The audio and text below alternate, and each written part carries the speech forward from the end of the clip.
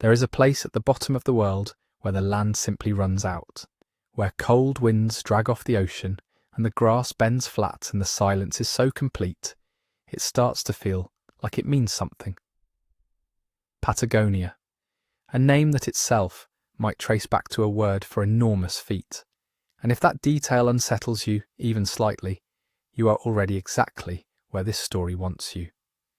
For centuries, sailors and explorers came back from those southern shores with something strange clinging to their accounts, not just tales of harsh weather or unfamiliar creatures, but stories of people, enormous people, men so tall that a European explorer reportedly stood only as high as their waist, voices carried in letters and expedition logs, and published chronicles across the courts of Europe, whispering the same impossible thing: giants, real ones, standing on the shore. And here is what makes that worth losing sleep over. The story did not die. It was not quickly dismissed the way a sailor's fever dream might be. It survived for centuries, passed between navigators and naturalists and skeptics and believers, revised and repeated, and never quite erased. Which means either something genuinely strange was happening at the edge of the known world, or something genuinely strange was happening inside the minds of the men who claimed to have seen it. And both of those possibilities are deeply unsettling in their own way. What this journey is going to trace is the full shape of that mystery, the travel accounts written in the language of wonder and colonial ambition, the archaeology that eventually entered those same lands with very different tools and very different questions, the skeleton stories that surfaced and then vanished from the record without clean explanation, and the silence which in history is rarely empty, but is almost always deliberate. This is not a story about proving giants existed. It is a story about why that question persisted, who kept it alive, what it says about the way human beings construct the edges of their understanding, and what might have been buried beneath the legend itself. Before we go any further into that strange and windswept territory, there is something I would genuinely love to know. Drop a comment and tell me where in the world you're listening from right now and what time it is there. Because something about this particular story feels right for the late hours, when the edges of things get a little softer, and knowing you are somewhere out there, across an ocean or a time zone or a quiet room, makes the telling of it feel a little less like speaking into the dark. Before any European ever set foot on Patagonian soil, the land already existed in the imagination. And the imagination, it turns out, is a far more dangerous territory than any coastline. Medieval and early Renaissance maps were not simply navigational tools. They were philosophical documents. They encoded what educated Europeans believed about the structure of the world, and crucially, they encoded what they feared might live at the edges of it. Because the edges were where certainty ended, and when certainty ends, something has to fill the space.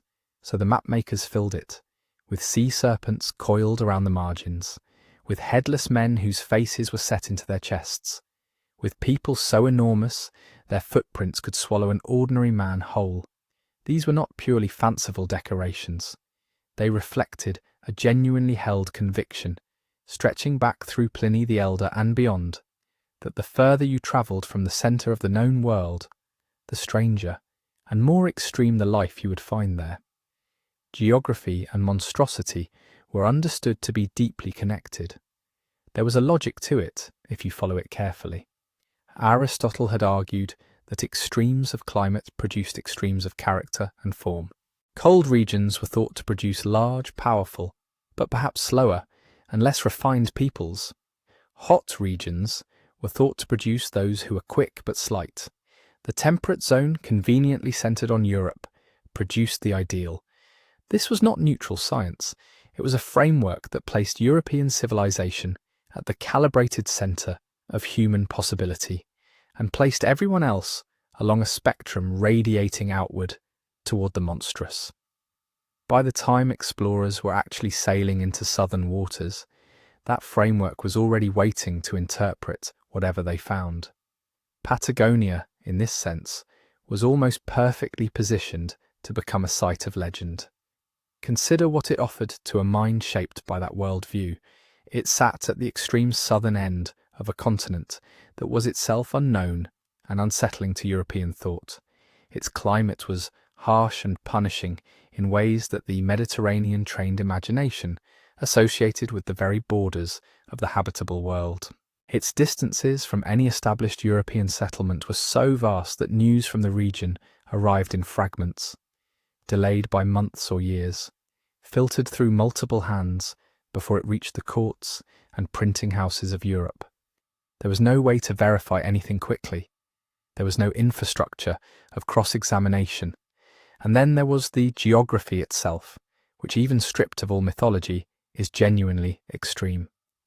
The Patagonian steppe is enormous in a way that resists easy description.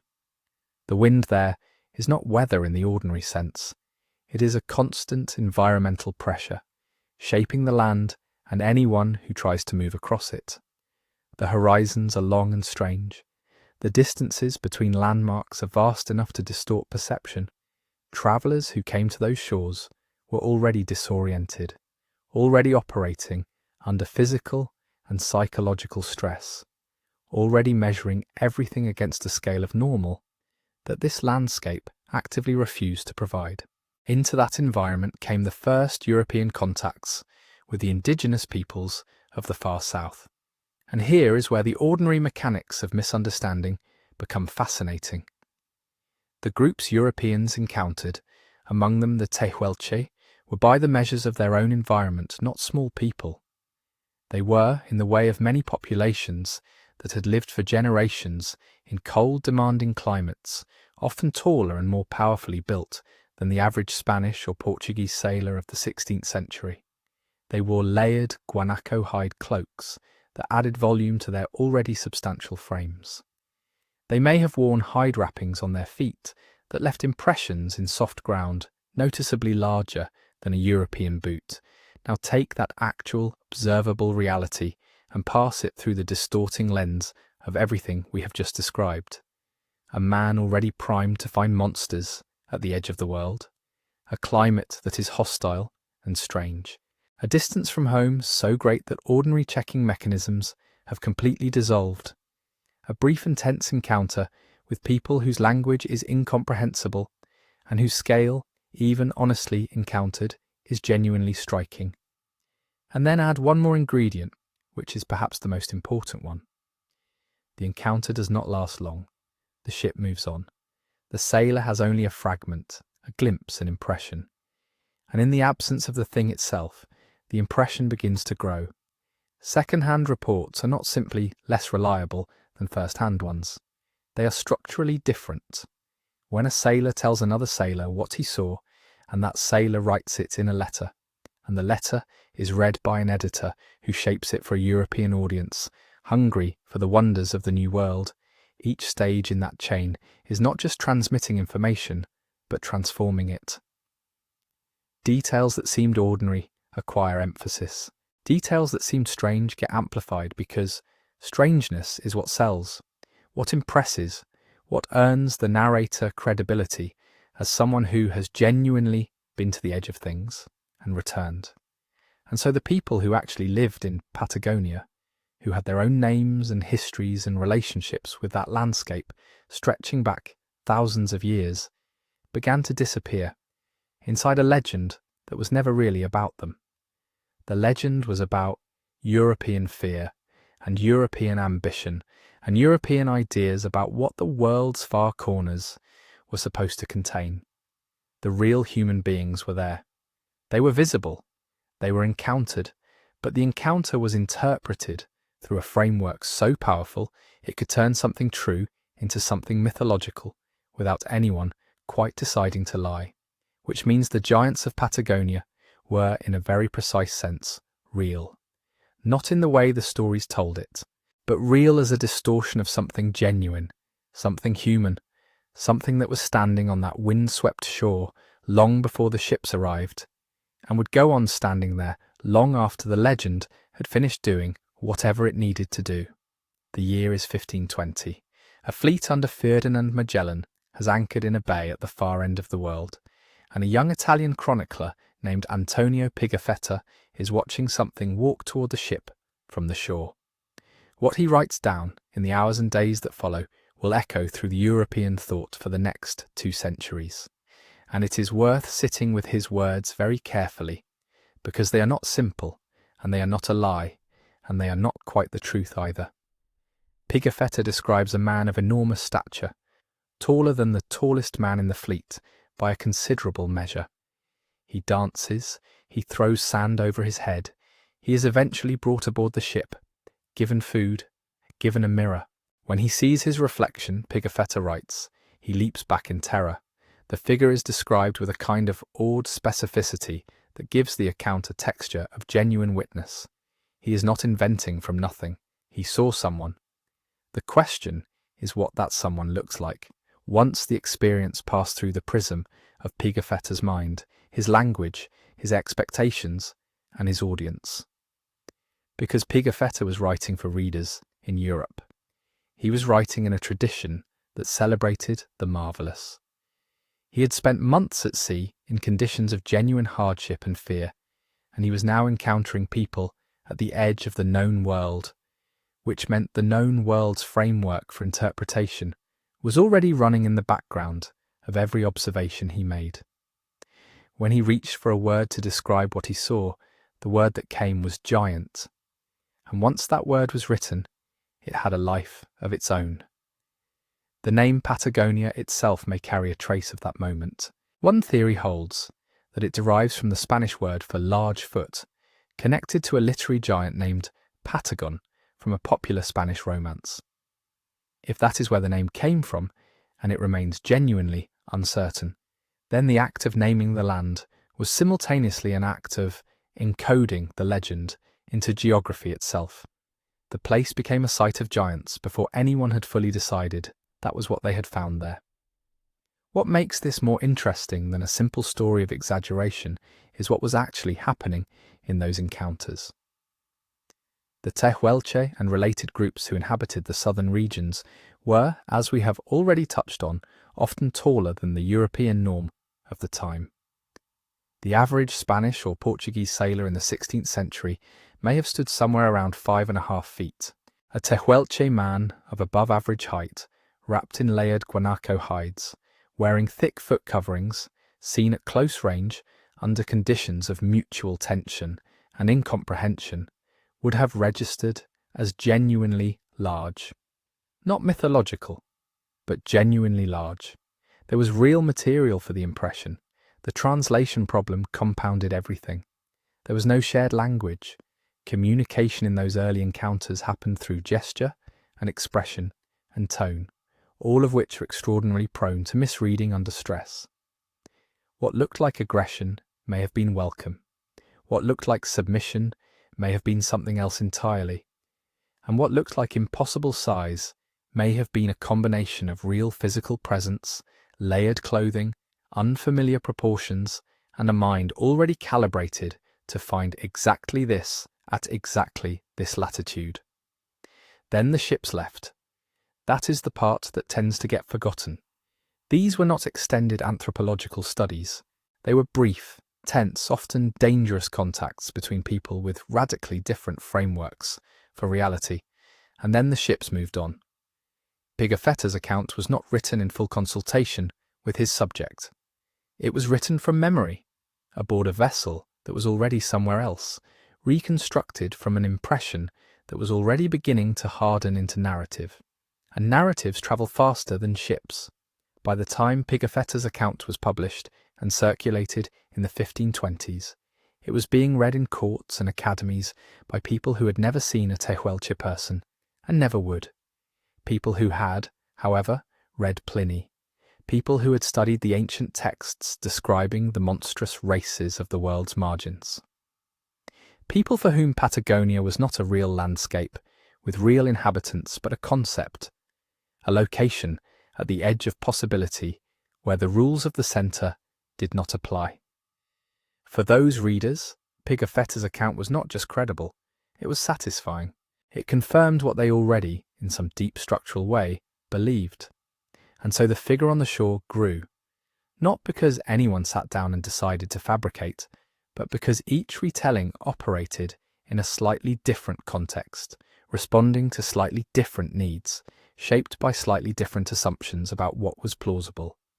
A man who was strikingly tall became a man who was impossibly tall. A man who was powerfully built became a man whose physical dimensions defied ordinary human scale. A brief encounter filtered through fear and wonder and language failure became evidence for something that had been theorized since antiquity.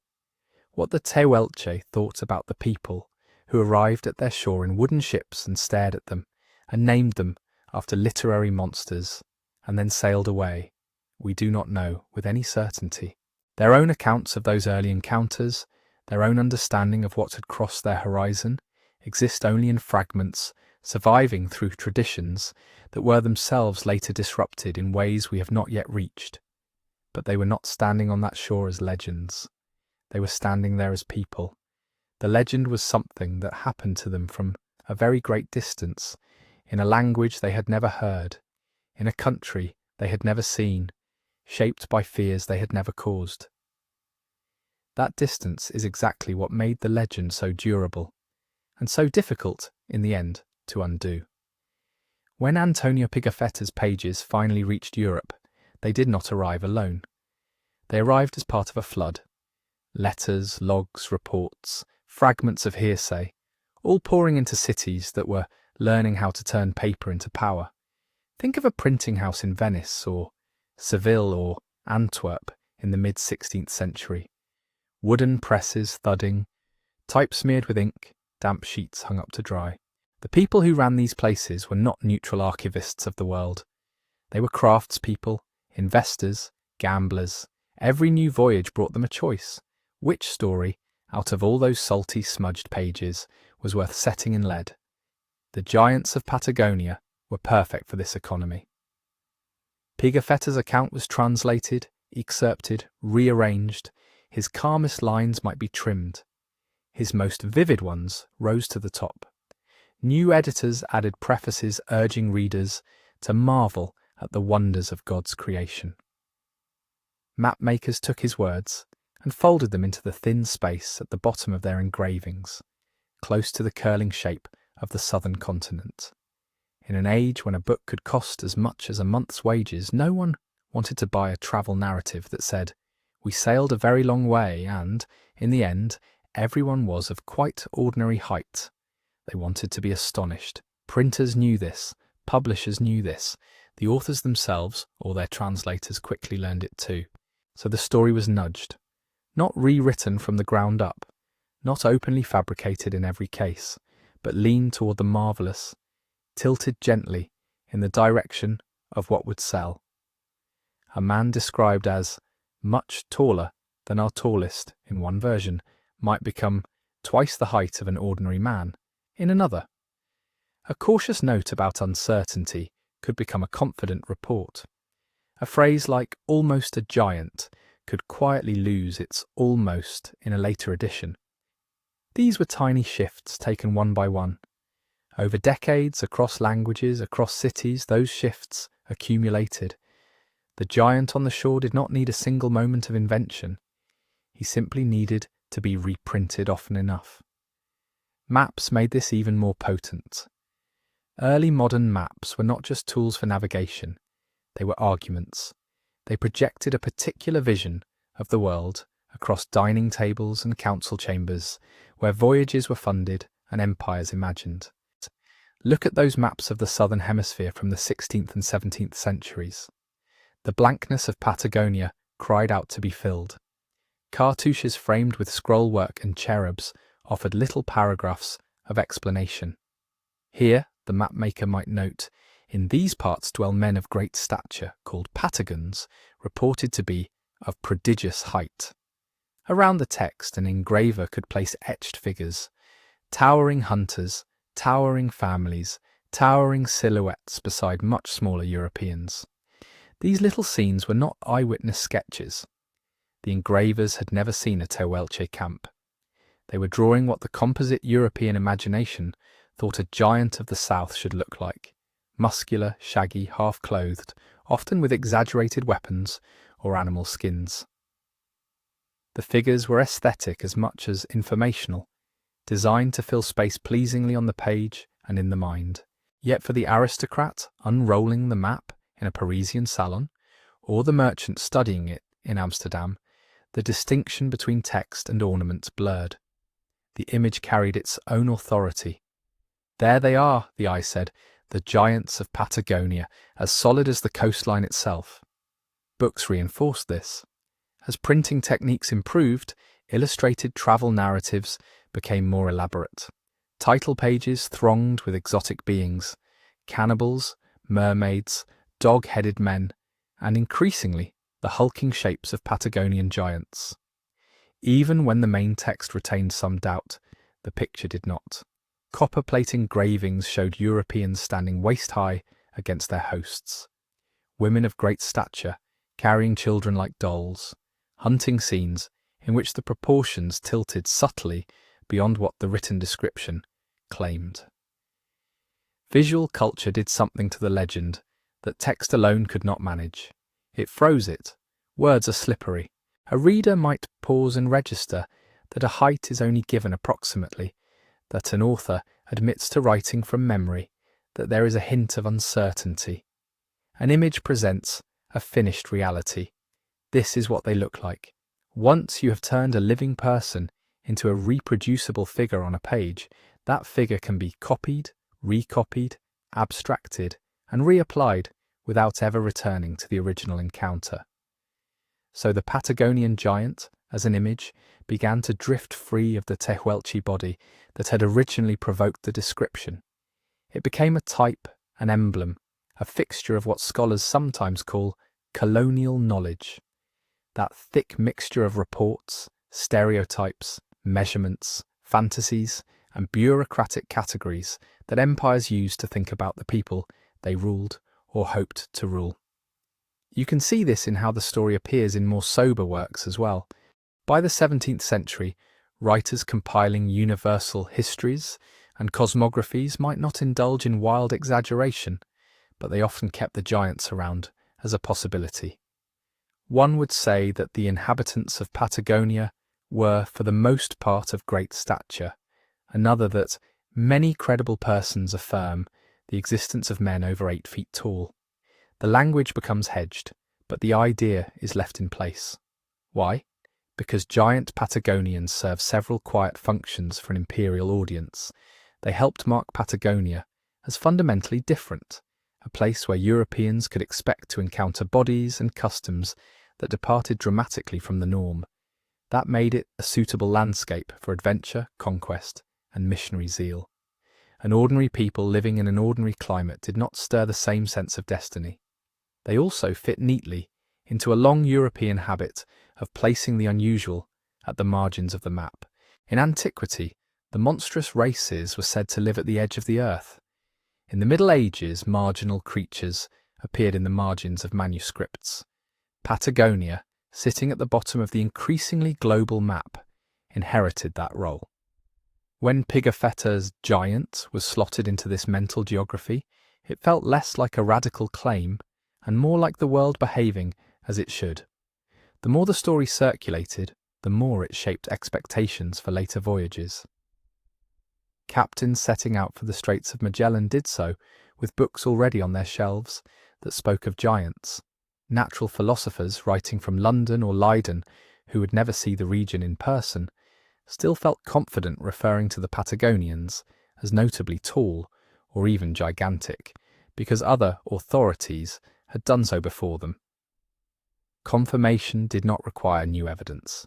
It merely required repetition, and repetition was what the system rewarded. Colonial administrations valued eye-catching reports that could justify investment and glory. A remote, harsh region, populated by towering warriors, sounded strategically important in ways that a sparsely inhabited steppe did not. Courtiers listening to an explorer's testimony were more inclined to lean forward if giants appeared somewhere near the end of the tale. So journals were copied, letters were excerpted, anecdotes traded. In salons, at banquets, in scientific societies, Patagonia's giants walked again and again in the space of conversation, each time a little taller, a little more firmly lodged in the collective imagination.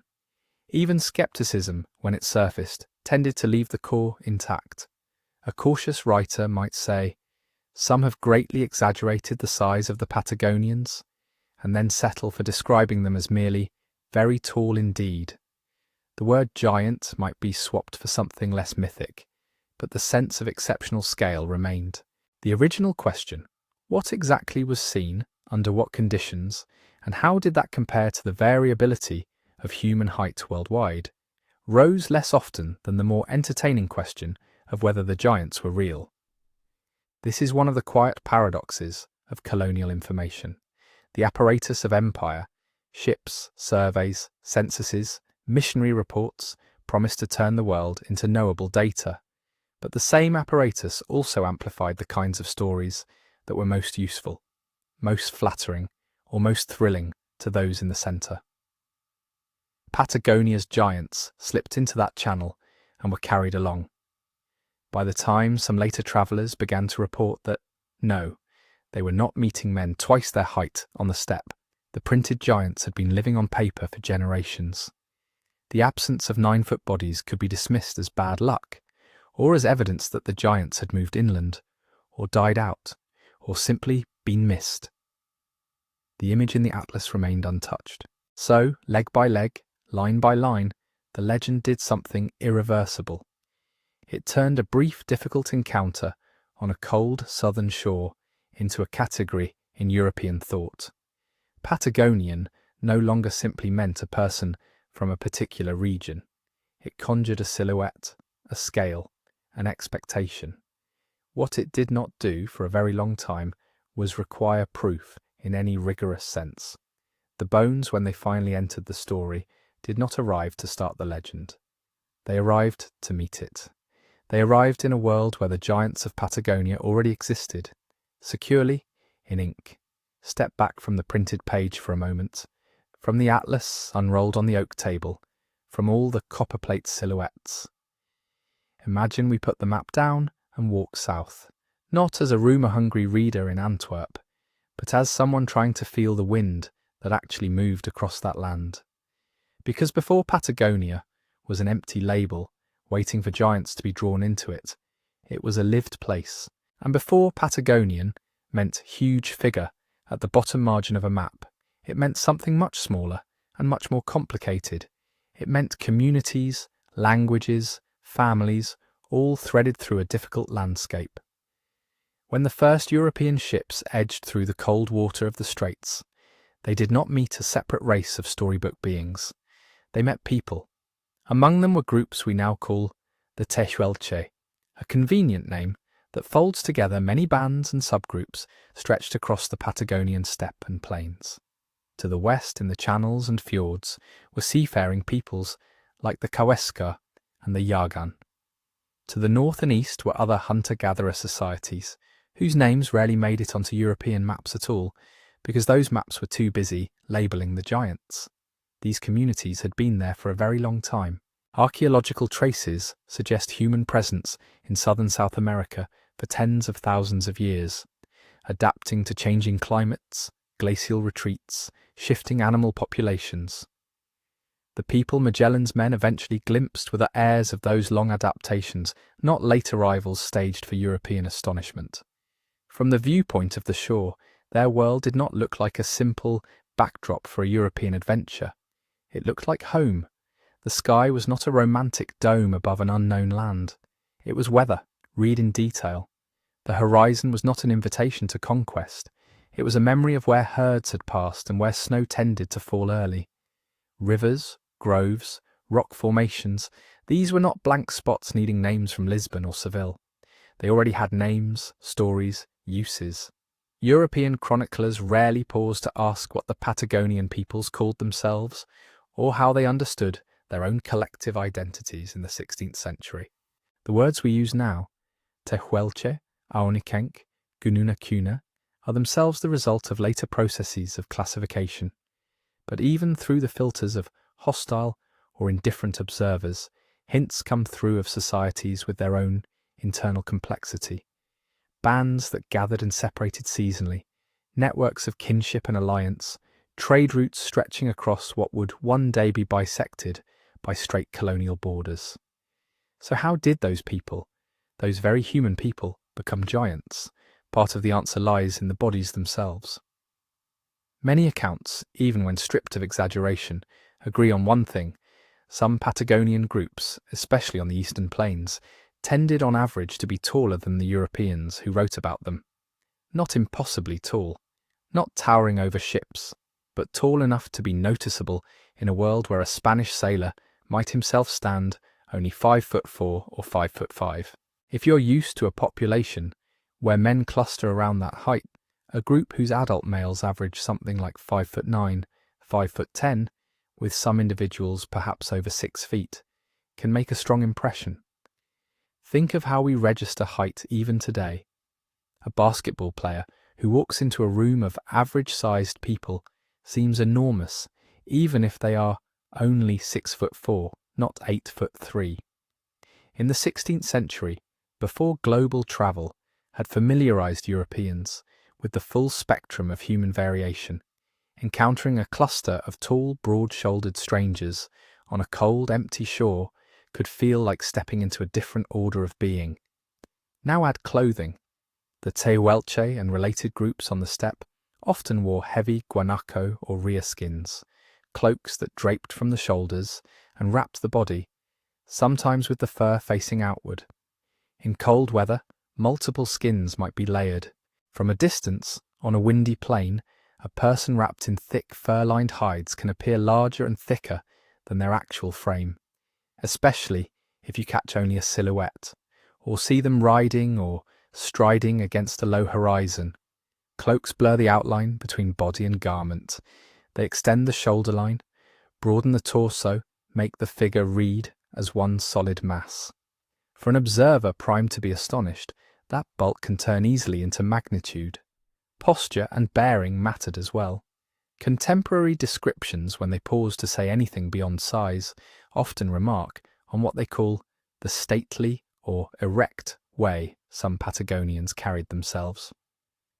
People who have grown up in a society where physical labour, riding and walking long distances are everyday facts of life often move differently from sailors cramped for months on end in damp, low-roofed quarters. A person who stands at their full height, shoulders back, head level, will seem taller than someone of the same height, who habitually slouches or keeps their chin tucked. On an unfamiliar shore, every difference in bearing was another chance for the European eye to fold impression into myth. And time altered appearances too. In the decades after those first voyages, horses would spread through Patagonia. They arrived with Europeans, but Patagonian peoples made them their own. By the 18th century, many Tehuelche and neighbouring groups were deeply horse-centred, shaping their hunting, their travel, and their warfare around mounted skill. To a European cavalryman, the sight of a confident rider was not in itself strange, but to sailors and chroniclers who had not seen this particular combination of horse landscape and local style, mounted Patagonians could look like figures out of scale with their animals. Different saddles, different ways of sitting, different expectations about how high on the horse a body should appear. All these could distort height in the mind's eye. Then there is the simple matter of vantage point. Many early encounters took place at a distance. Europeans still in boats, indigenous people on shore, or Europeans on the deck of a ship, looking down at a beach. Angled views can elongate, compress, or otherwise mislead.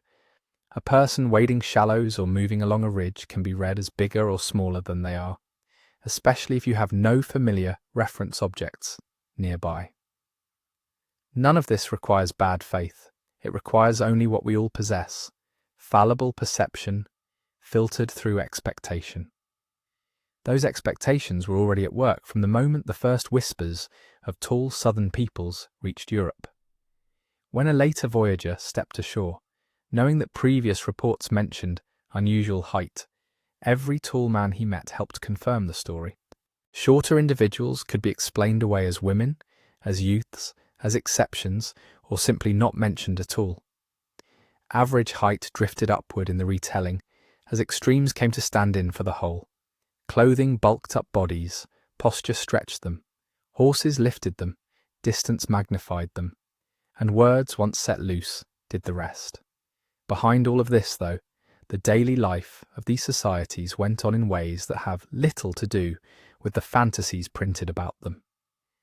People hunted guanaco across broad dry plains.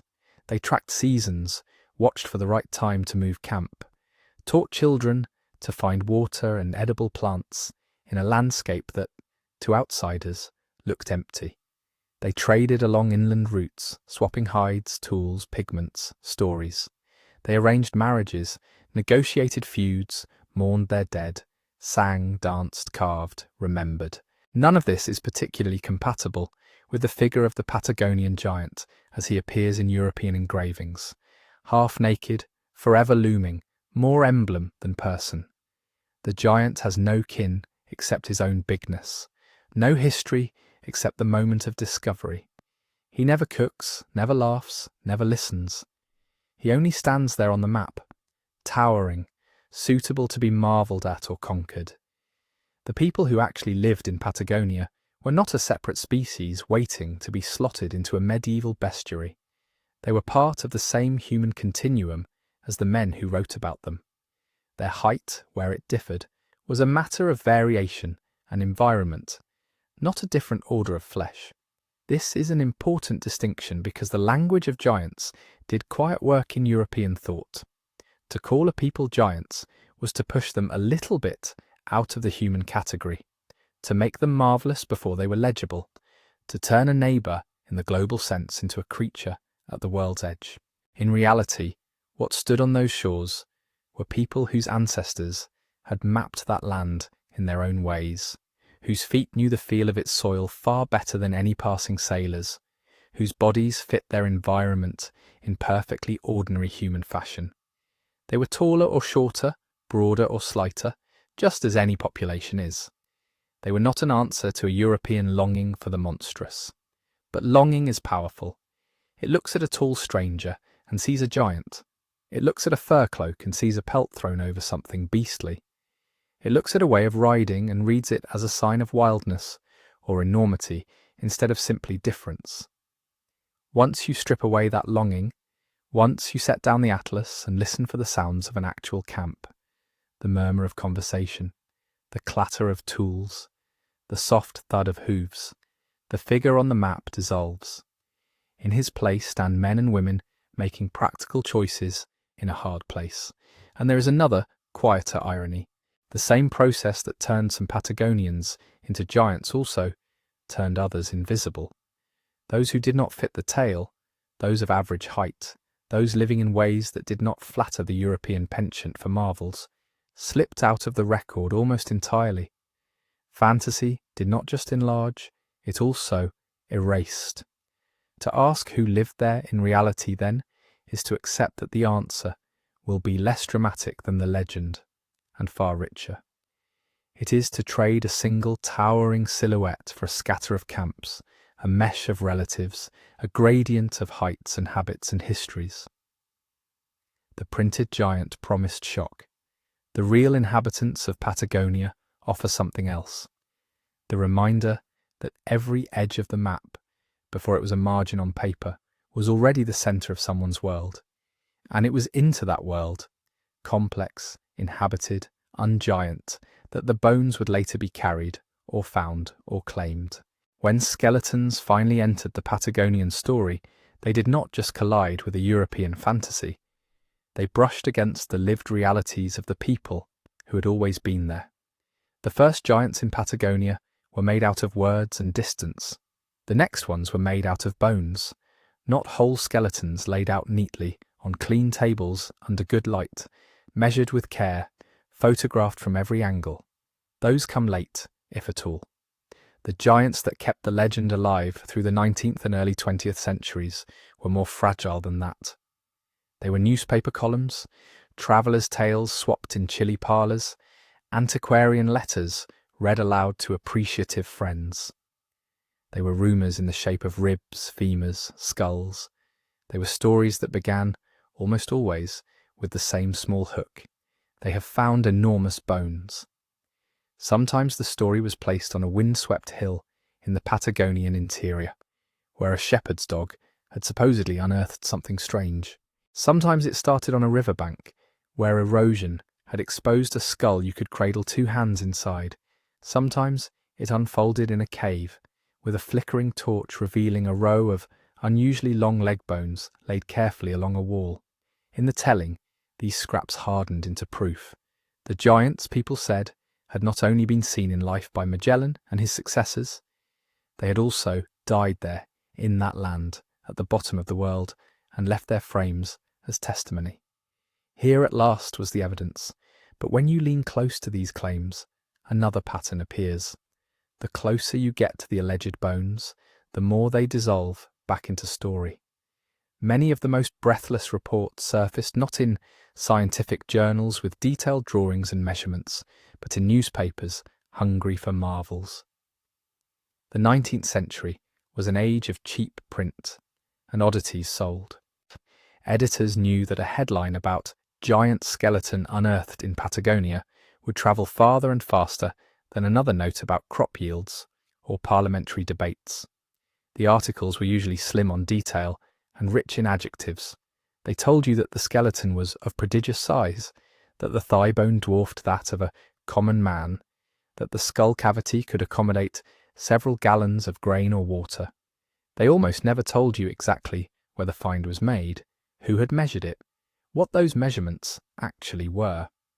Often they did not even name the person who had supposedly seen the bones. The discoverer was simply a gentleman lately returned from South America, or a reliable correspondent in the southern provinces. Around the same time, antiquarians in Europe and the Americas, men with a taste for the curious, who collected coins, old weapons, and fossils in their cabinets, began to trade in stories of Patagonian giants as well. A friend of a friend had seen a femur of astonishing length in a mission storehouse. A missionary's trunk arriving in Spain was said to contain a skull from the south, far exceeding the human norm. An officer posted in Chile wrote home about local tales of ancient graves filled with the bones of people taller than any our troops have seen. Sometimes there were sketches attached, made from memory or hearsay, a long bone drawn against a rough outline of a man for scale, a crude cross-section of a giant's tooth that, on modern inspection, strongly resembles the worn molar of a large mammal. Because here is one of the steady sources of confusion. Patagonia is also a land of big animals, living and extinct. The same riverbanks and cliffs that reveal traces of human burial sometimes spit out the fossilized remains of creatures that truly were immense by human standards. Giant ground sloths, enormous armoured glyptodons, long-necked dinosaurs in older strata. Even among more recent bones, a whale's vertebra can look uncanny when separated from the rest of its skeleton. A rib can curve like some oversized weapon from another age. To a viewer without training in anatomy, with no museum galleries of comparative skeletons to draw from, it is not difficult to mistake an animal bone for the limb of a human giant. A femur thick and dense and longer than your arm evokes a gigantic person, far more readily than an extinct sloth that no one you know has ever seen. The imagination chooses the figure it understands. Even human bones can mislead when found out of context. A scattered burial disturbed by erosion or animals can jumble individuals together. If two thigh bones from two different people lie parallel in the soil, a hasty observer may read them as the paired femurs of a single, extraordinarily large body. A grave sunk deeper than usual can create the impression of unusual stature when someone measures from surface to skull rather than from head to heel. Measurement itself was another weak link in the chain. Numbers in the reports, when they appear at all, wobble. A bone is said to be 3 feet long in one telling, almost 4 in another. A skull twice the usual size turns out, in the one surviving photograph, to be impressive, but not monstrous. Large for a human, but within known variation. Tools differed, so did methods. A bone guessed at by holding it against a man's body will not yield the same figure every time, especially when the measurer wants, consciously or not, to be astonished. And beyond confusion and error, there were the cases that went a step further: outright fabrication. The 19th century saw a thriving trade in hoaxes. In North America, fake giant skeletons carved from stone or assembled from various animal bones were buried and then triumphantly discovered for paying crowds. Showmen knew that the public appetite for the marvellous was large, and that giants, in particular, touched something deep in the cultural imagination. Those tendencies did not stop at the equator. Pieces of bone could be exaggerated in drawings. Their size increased in engravings that accompanied travelogues. A writer who had seen a tall but perfectly ordinary set of remains might, years later, at his desk, stretch them a little in prose to make the anecdote land more cleanly. An editor might shave away the cautious phrases, "perhaps," it seemed. The light was poor, leaving behind only the striking claim. By the time stories of Patagonian giant skeletons reached readers far away, they had often passed through several such hands, each retelling trimmed doubt and added drama. The grave grew deeper, the bones heavier, the witnesses more certain. When we compare this noisy literature of giants with the quiet, methodical record of archaeology in southern South America, the contrast is stark. Archaeologists digging in Patagonia find many things: hearths, tools, traces of ancient camps, the carefully arranged remains of people buried with ochre shells weapons. They find signs of long, continuous human presence, of communities adapting and changing over thousands of years. They find skeletons of men and women and children who, when measured, fall into ranges of height and build that make sense for hunter-gatherer populations in cold climates. They do not find, in secure, well-documented contexts, rows of 8 or 9 foot tall individuals. They do not uncover cemeteries stocked entirely with giants. They do not pull from undisturbed ground the towering skeletons that the headlines promised. This does not mean that tall individuals never lived there. We know from more recent measurements that some Patagonian groups included men well over 6 feet, and it is entirely plausible that occasionally by chance someone grew taller still. Every population has its outliers. A single long femur viewed in isolation might well have belonged to such a person, but the archaeological record, taken as a whole, offers no support for a lost race of beings vastly larger than the human norm. Where the newspaper stories reach for an extraordinary pattern, the excavated graves and measured bones return us, again and again, to variation within a familiar human scale. Between those two worlds, the breathless reports and the cautious trenches, there is a gap. In that gap sit the skeleton stories of Patagonia. They live in the space where expectation meets fragment, where a farmer's find on a riverbank is pulled into a much older tale, where a half-remembered bone in a mission storeroom becomes, for someone far away, the long-sought proof that Magellan's giants were real, after all. It is tempting to think that one more discovery will finally close that gap, that a single photograph, a single excavation report will link the rumour and the evidence. But again and again, whenever someone goes looking for the original bones behind a particular sensational claim, they find only paper. The skeleton has crumbled, the label remains. This is not an accident. Myths about giants elsewhere in the world have followed similar paths, vague references in learned works, newspaper pieces without sources, anecdotes collected decades after the fact, all circling around absences. Patagonia's giants were special, only in that they perched at the edge of a map that had long invited the imagination to enlarge whatever it placed there.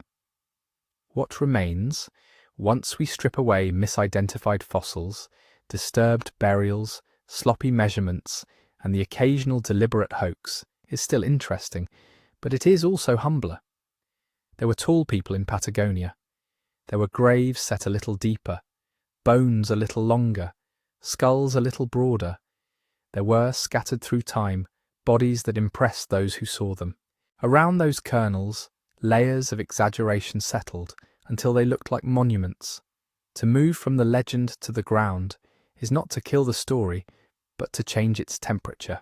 It becomes less about impossible beings striding across the plains, more about how ordinary bones can be turned into extraordinary evidence when enough desire is focused on them. And that desire did not vanish when science entered the scene. It only had to find new ways to shape itself around facts and measurements, to stretch them where it could, and fill in what it could not reach with lingering hope. Because even as spades and calipers came out, even as museums filled with labelled specimens, the giants of Patagonia did not entirely lie down. By the middle of the 19th century, the people arriving in Patagonia with notebooks, measuring tapes and specimen jars thought of themselves as something different from the travellers who had come before. They were not, or not only, sailors and merchants and missionaries. They called themselves naturalists, geologists, anthropologists. They came with university connections and museum backing, with questions about climate and culture and the deep past. They believed, or wanted to believe, that they were leaving behind the age of marvels and entering the age of facts. But they did not arrive with empty heads. In their trunks, along with their field gear, they carried translations of Magellan's Voyage, copies of Pigafetta, abridged travel anthologies that still marvelled at giants on the southern coasts. They carried atlases that labelled Patagonia as a land of very tall savages, encyclopedia entries that repeated, without much comment, tales of unusually great stature in the far south. The landscape they were about to map scientifically was already covered, in their minds, by the old, faint outlines of giants. So when 19th and early 20th century scientific expeditions moved through Patagonia, British surveyors, French geologists, Argentine and Chilean teams cataloguing their national territories, they did so with a kind of double vision. On the one hand, curiosity, a hunger for measurements and samples. On the other, an inherited script about what this place was supposed to contain. You can see both at work if you look at their reports. A geologist notes the composition of a cliff, the angle of its strata, the presence of shells embedded in layers far above the present shoreline. On the next page, almost as an aside, he mentions that the local people are of fine build, but not nearly so gigantic as older authors have claimed. A military doctor sent south to assess the health of frontier garrisons carefully records the chest circumference and height of conscripted soldiers, and then adds a paragraph, half sceptical, about persistent talk of graves of prodigious size somewhere in the interior. For many of these observers, confirming or denying the legend was a kind of side quest. It did not drive their work, but it hovered at the edges of it. When they met Tehuelche or Mapuche families, when they saw a particularly tall horseman in the distance, a part of them compared what they saw to the old accounts and quietly took stock. At the same time, a different kind of largeness began to command their attention. Not tall people, but enormous animals. Patagonia in the 19th century was becoming one of the world's great outdoor fossil collections. As rivers cut deeper into their banks and sheep ranching opened up more land, bones emerged, sometimes very old, sometimes not, but often huge. Darwin himself, travelling slightly north of what we now call Patagonia, had been thrilled to find the remains of giant ground sloths and strange armoured creatures that would later be called glyptodons. His discoveries set a pattern. Later expeditions, hearing of big bones in the south, arrived prepared not only to meet tall people, but to pull antiquity out of the ground. Paleontologists and geologists fanned out along river valleys and windswept plateaus, mapping fossil beds. They uncovered the armour plates of glyptodons the size of small cars, vertebrae like stacked dinner plates from long-necked dinosaurs, fragments of jawbones and claws and ribs that spoke of ecosystems very different from the present. When a shepherd or farmer talked about giant bones near his land, these scientists increasingly thought of ancient animals, first not human colossi, They brought casts and sketches and comparative tables. They were ready to see a monstrous femur and say, "This is not a man. This is a sloth that once stood higher than a cottage." Yet the overlap between these two ways of seeing, giant animals and giant humans, was messy. A femur is a femur if you're tired and the light is going. A rib lifted from the earth and held against a body can seem to imply a human chest, far wider than any you have seen. In their technical work, the paleontologists were clear. The great majority of enormous bones coming from the older layers of Patagonian soil belong to non-human creatures, long extinct.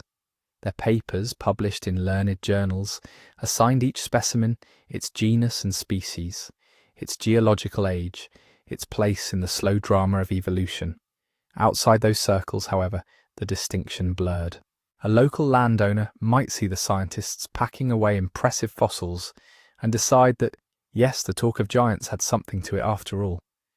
A correspondent, hearing of giant bones being shipped to Buenos Aires, might not pay close attention to the fact that they came from a Pleistocene sloth, not a human grave. Newspaper summaries shortened the story. Adjectives swelled back into the gaps. Anthropologists and early physical scientists, meanwhile, turned more directly to human bodies. They measured skulls and limbs of living Patagonian peoples, and when they could, of the dead. They took notes on posture, diet, clothing, the way people moved and carried burdens. Their findings, when laid out calmly, told a consistent story. Some groups in southern South America, especially those known historically as Tehuelche, did indeed include individuals of striking height. Travellers were not hallucinating when they remarked on tall riders crossing the pampas. Men over 6 feet, occasionally much taller, appear in the measurements. These would have loomed large against sailors and soldiers, whose average statures were often lower than those of many modern populations. But that is where the evidence stayed. At the level of tallness, not monstrosity, skeletons exhumed from well-documented archaeological sites show variation. Some individuals were short, some medium, some impressively tall, the familiar bell curve of human biology. Joints, muscle attachments, patterns of wear all speak of bodies built for walking long distances, for hunting and hauling, for life in a demanding landscape, not for towering over ordinary mortals like creatures from another order. Crucially, what archaeologists and physical anthropologists did not find were cemeteries in which every adult reached some extraordinary height, or isolated burials where all the bones scaled up in proportion to yield an 8 or 9 foot frame. Tall outliers appear in the data as they do elsewhere in the world, but not a separate, anomalous population.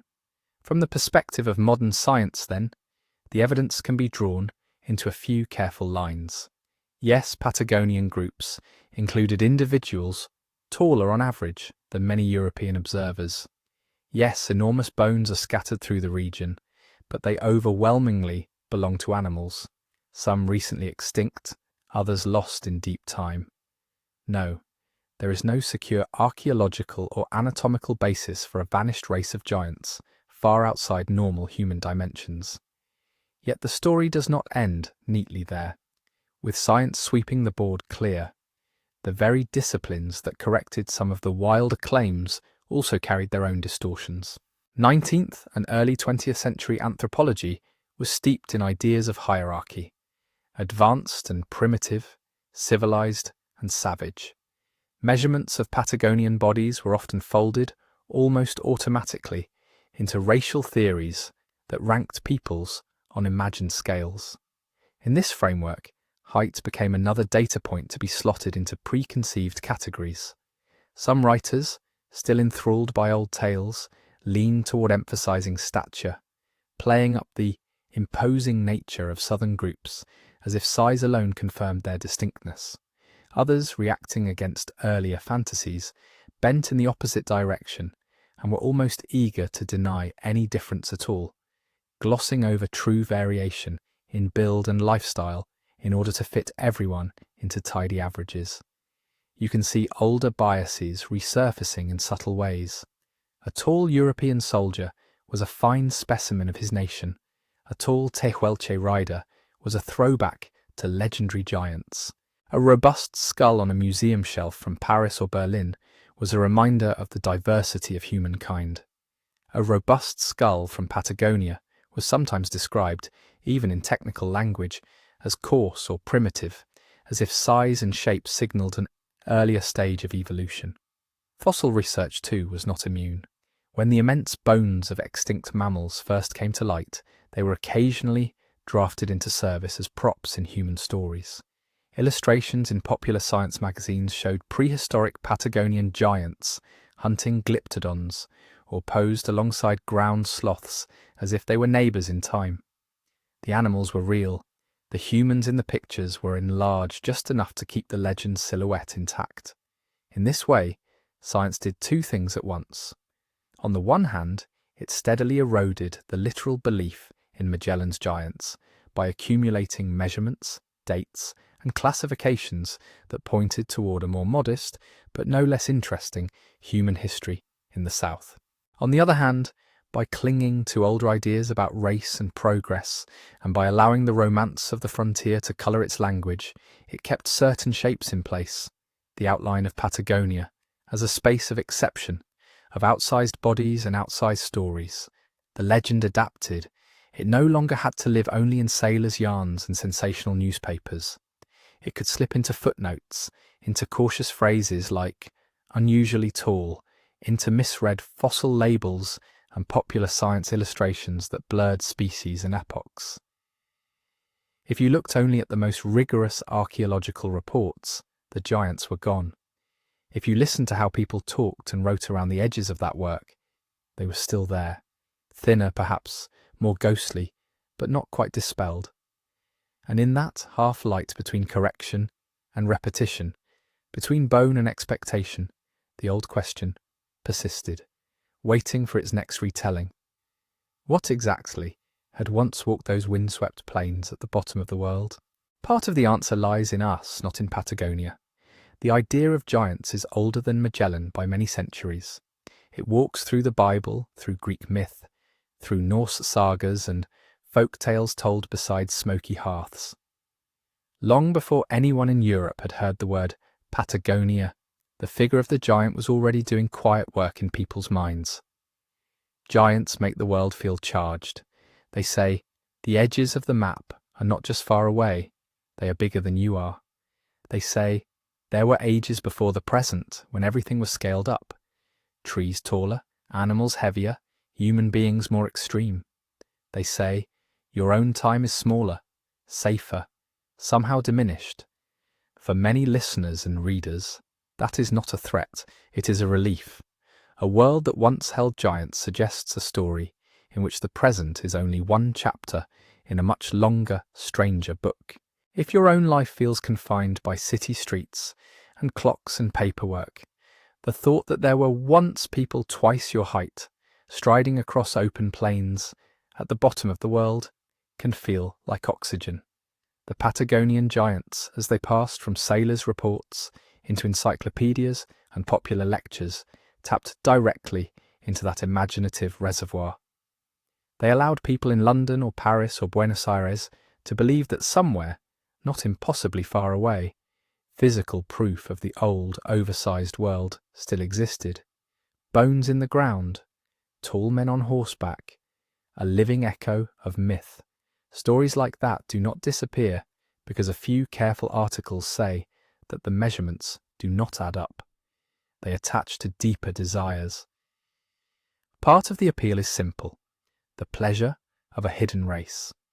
Human beings seem to be endlessly drawn to the idea that, somewhere just out of reach, there exists another kind of people. Taller, smaller, wiser, more ancient. It might be fairies under the hills, little people in folk belief, or a vanished civilization under the ocean. In Patagonia's case, it was a race of enormous hunters and riders, half remembered, still haunting the edges of maps and memories. A hidden race offers something a documented people cannot, the promise that there is still a secret inside the world. And when history begins to feel like a closed book, with all the pages numbered and filed, that promise becomes especially attractive. By the 19th and 20th centuries, large swaths of the globe had been charted by imperial powers. Railways and telegraphs knit continents together. In schoolrooms and museums, timelines of prehistory were laid out like train schedules: Stone Age, Bronze Age, Iron Age, and so on. It could begin to feel as if the human story had been turned into a diagram. The Patagonian giants offered an escape hatch from that feeling. They were a way to say, the diagram is not complete. There was another chapter, a lost people, a missing branch of the human family tree that official histories have not fully acknowledged. Once that function is in place, corrections meet resistance. They are not simply arguments about height. They are challenges to the hope that the world still contains undiscovered wonders. Other forces helped keep the story alive. Nationalism, for one. As Argentina and Chile built themselves as modern nation-states in the 19th century, Patagonia became not only a territory to be mapped and controlled, but also a source of symbols. Empty plains, rugged coasts, indigenous riders on distant horizons, these images were recruited into each country's story about itself. Giants, or the rumour of them, fit neatly into a certain kind of national imagination. For some writers, they made the land seem grander, more epic in scale. A young nation with a landscape that had once hosted giants could claim a sort of mythic weight. At the same time, the legend of enormous savages at the edge of the state could be quietly useful in another way.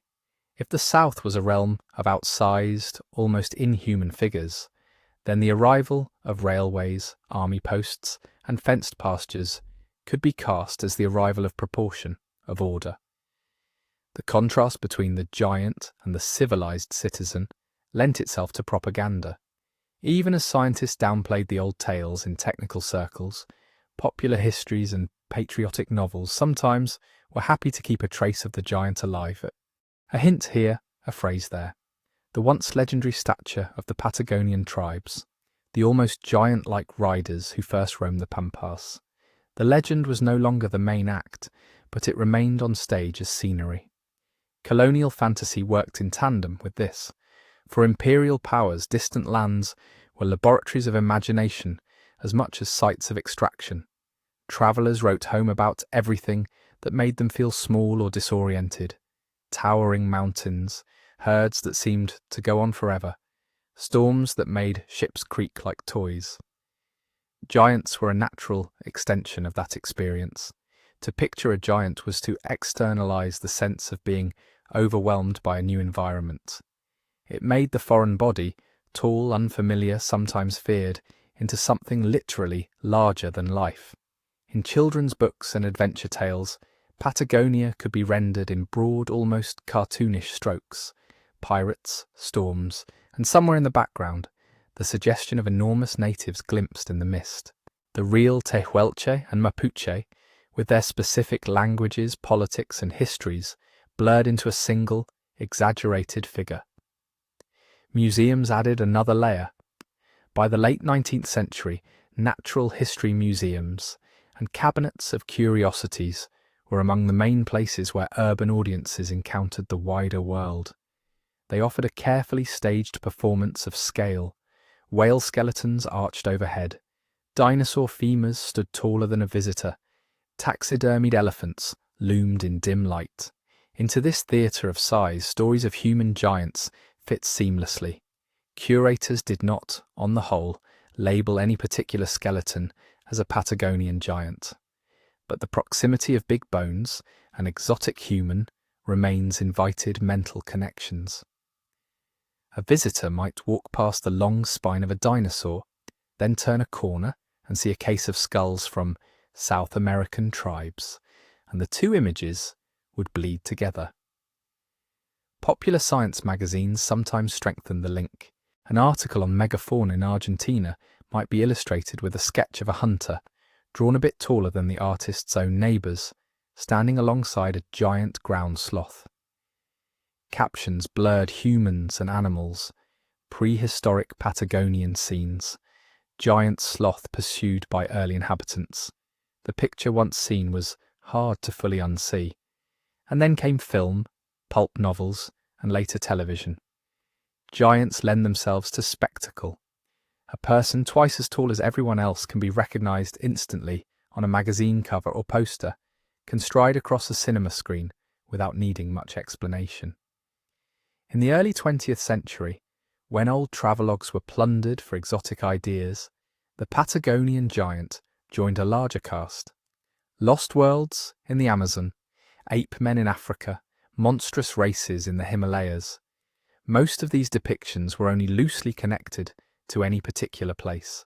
Patagonia might not even be named, but the raw material, the rumour that somewhere in South America there had once been abnormally tall natives, fed into the general reservoir of giant lore. As long as there was an appetite for stories about lost races and buried secrets, the Patagonian variant would find ways to resurface. And when direct evidence was lacking, that absence itself became useful.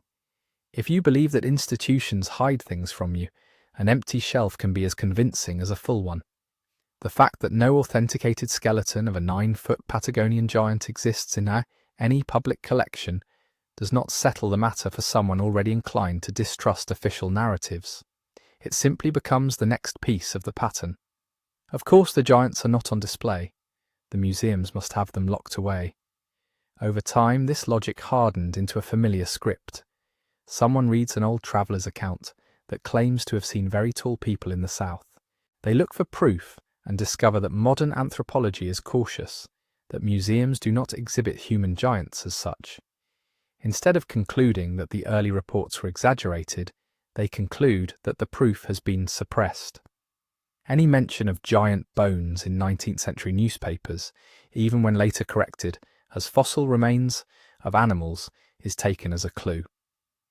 A missing crate in a museum inventory becomes suspicious. A vague memory of an oversized femur in a rural collection turns into evidence that they have hidden the real story.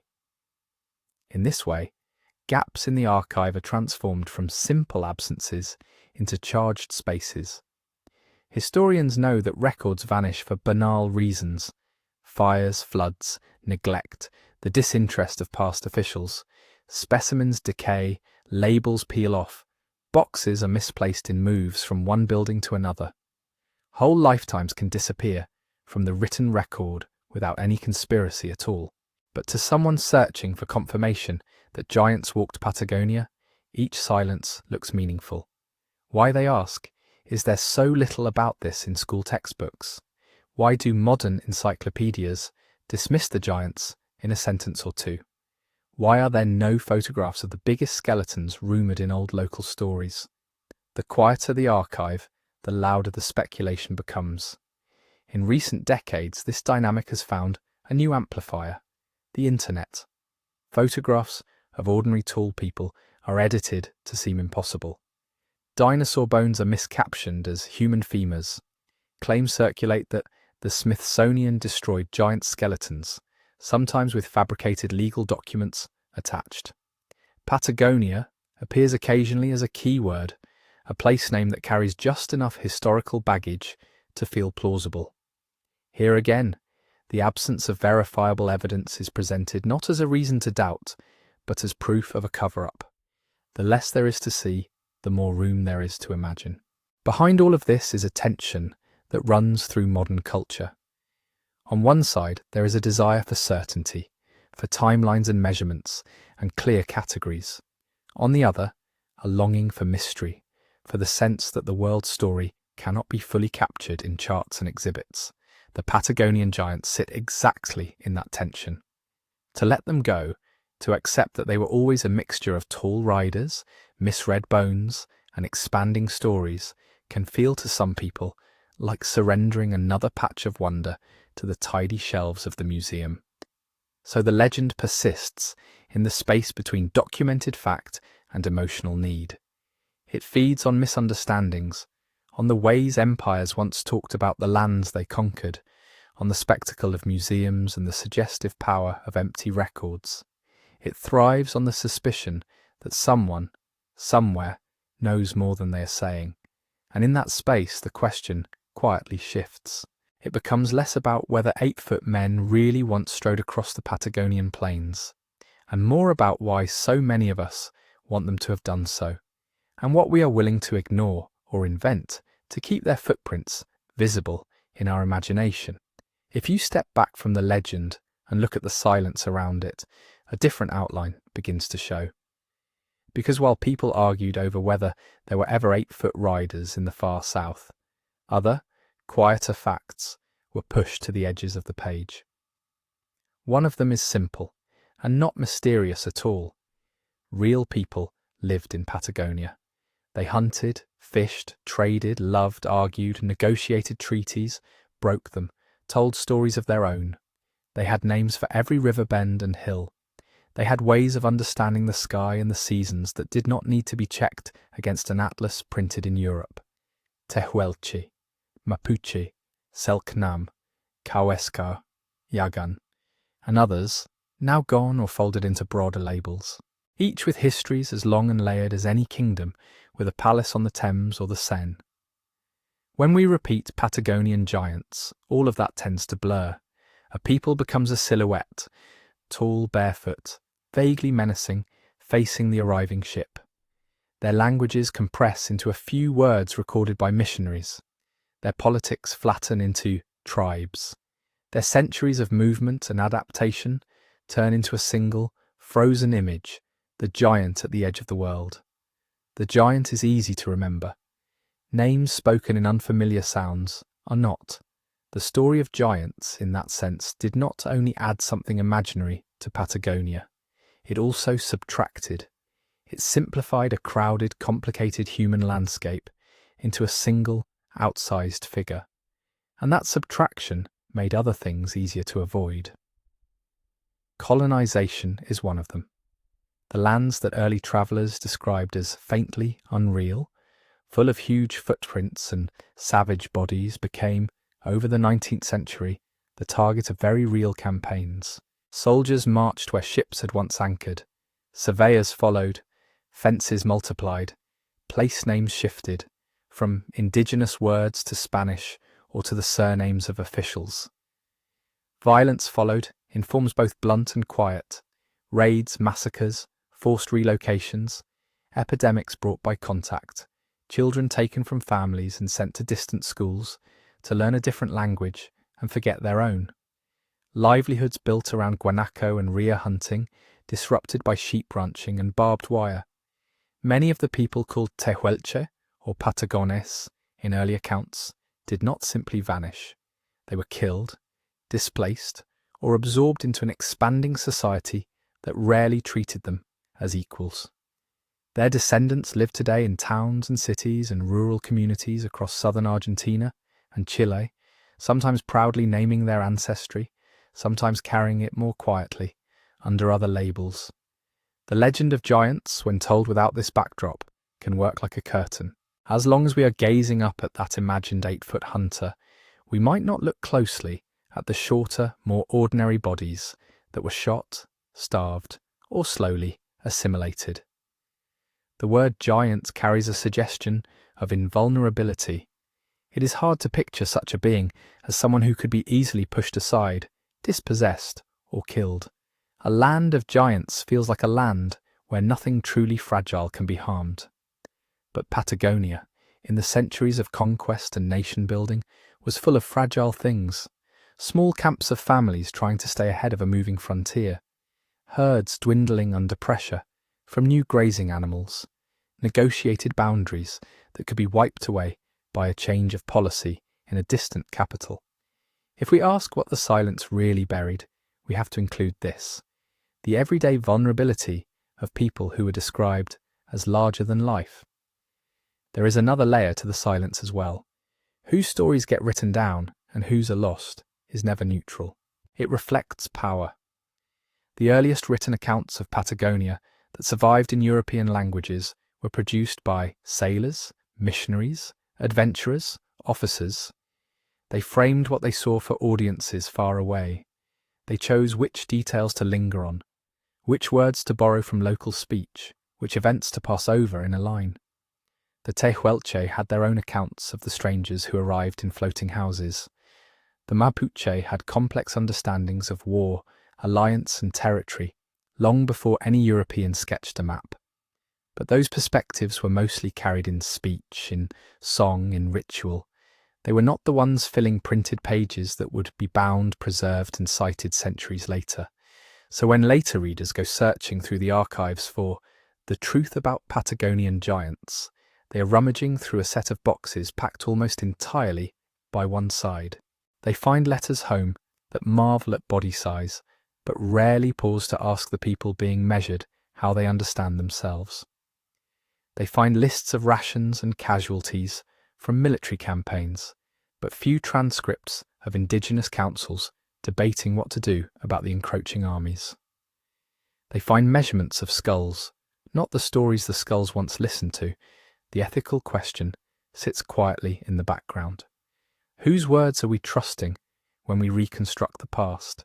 Whose silence are we mistaking for absence, even when indigenous voices do appear, recorded by anthropologists, by sympathetic priests, by later activists? They often enter the record at moments of crisis when much has already been lost.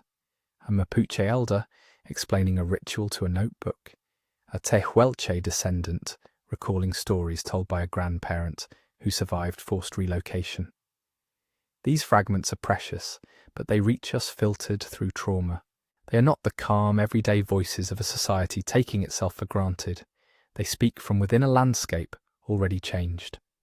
Meanwhile, the giant goes on walking untroubled through popular imagination, untouched by any of this. There is a quiet distortion here that can be hard to see, because it presents itself as wonder, not harm. It is easier, in some ways, to worry about missing skeletons than about missing histories. Bones can be counted, photographed, demanded from institutions. A conspiracy to hide a row of towering femurs feels like something that could, in theory, be exposed and corrected. Lost understandings are vaguer. You cannot put a whole worldview in a glass case. You cannot subpoena a vanished language. You cannot publish a photograph of a relationship to land that was never written down, only lived. So attention drifts toward the tangible, even when the tangible is imaginary. The question becomes, where did the giant bones go? Did a museum destroy them? Are they in a secret basement? And in chasing that riddle, we risk stepping over other, quieter questions. How did people here see themselves before they were cast as curiosities in someone else's travelogue? How did they explain the great bones of extinct animals they found in the earth? What stories did they tell about the wind, the sea, the first humans to walk a particular shoreline? We do not have complete answers, but we know enough to see that the loss is not measured in inches of missing tibia. The most important things buried by the silence around the Patagonian giants are not colossal skeletons. They are ways of understanding time, place and humanity that do not fit easily into the diagrams drawn in imperial capitals. They are names of camps and meeting grounds now replaced by ranches and towns. They are songs no longer sung because the last fluent speakers of a language were discouraged from teaching it. They are memories of specific rivers as relatives, not resources, of mountains as persons in a landscape of beings, not just scenery behind a giant's silhouette. To reframe the mystery, then, is to ask a different kind of what if. Not, what if there once walked a race of men twice as tall as us? But, what if there once thrived, in this cold wind and wide horizon, human cultures whose concepts of size, power, and belonging were very different from those we inherited? And what if most of that has slipped from our grasp?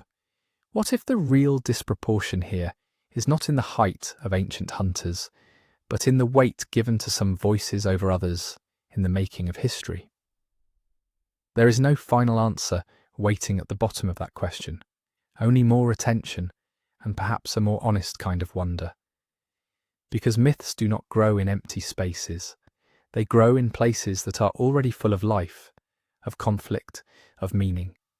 They feed on what is available, on landscape, on rumour, on fear, on hope.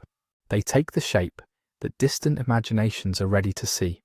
Patagonia, for many, became a canvas for the figure of the giant because it was distant enough to be vague, large enough to feel inexhaustible, and politically convenient enough to be treated as a stage rather than a home. To sit with that is uncomfortable. It means accepting that some of the stories we cherish as thrilling enigmas were for others the background music to loss. And yet, even here, the impulse toward wonder is not something that needs to be scolded away. It can be redirected. There is wonder in the simple fact that travellers and locals, looking at the same bodies, saw such different things, that a height which seemed monstrous to one onlooker was simply my cousin, my neighbour, the man from the next valley to another. There is wonder in the way a few misreadings, a few exaggerations, travelled so far and lasted so long, leaving traces in languages and books and films across the world. And there is a quieter, deeper wonder in thinking about all the stories that could have been told differently if more people had listened, more carefully, at the time. We will probably never know exactly how tall the tallest Tehuelche rider was, or what jokes were told around a winter fire about the clumsy newcomers in their heavy boots.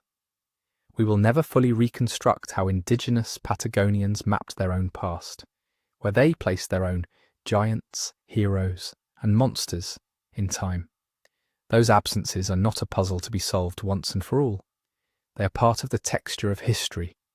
What remains is a choice about how we live with them. We can fill every gap with a towering figure and a hidden vault. Or we can let some spaces stay open and use them as invitations to learn what can still be learned about the people who are here, to listen for the faint threads of their own stories, to recognise that the edge of the map was never really empty and never belonged only to our dreams. In that calm uncertainty, the legend of the Patagonian giants becomes something softer. Not proof that someone is hiding enormous bones from us, but a reminder of how easily we can overlook the lives that lie just beneath our favourite myths, and how much remains, even now, just out of reach, waiting in the quiet between what was said and what was never written down. So, when we step back from the details and let the dust settle, what are we left with? Patagonia's giants did not spring from nowhere. They grew at the meeting point of many forces, long voyages into places barely mapped, tired eyes trying to make sense of distant figures on a shore, stories told and retold over rough suppers at sea. The easy temptation to exaggerate, just a little, for an audience back home. They grew from the habits of an age when print was hungry for wonders. A traveller's letter became a report, which became a chapter, which became a citation, which became a reference so solid that later readers forgot it began with a single, fallible pair of eyes. A casual remark about very tall natives, hardened, through repetition, into a race of giants. Alongside that, there were bones, some of them very large indeed, dug from cliffs and riverbanks where ancient animals lay. Some of them human, some probably not, all of them passing through the hands of collectors and curiosity seekers who did not always write down what they had found or where. In that tangle of impressions, measurements, mistranslations, and missing specimens, the legend took shape. Not entirely invented, not securely proven.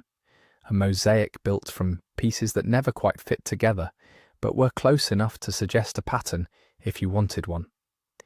If you're waiting at the end of all this for a simple verdict, yes, there were giants, no, there never were, you will not get one here.